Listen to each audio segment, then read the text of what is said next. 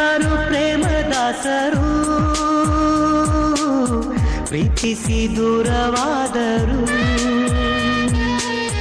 ನಾವೆಂದು ದೂರ ಇದ್ದರು ವಿರಹಗಳೇ ನಮ್ಮ ಮಿತ್ರರು ನೋಡದೆ ಇದ್ದರು ಪ್ರೀತಿಸೋ ಇಬ್ಬರು ನೋಡೋರ ಕಣ್ಣಲ್ಲಿ ಏನೇನೋ ಹಾಡೋ ಹುಚ್ಚರು ದೂರನೇ ಆರಂಭ ಸೇರೋದೇ ಅಂತಿಮ ಅಲ್ಲಿವರೆಗೂ ಯಾರು ಈ ಹುಚ್ಚು ಪ್ರೀತಿ ಮೆಚ್ಚರು ದೂರದಲ್ಲೇ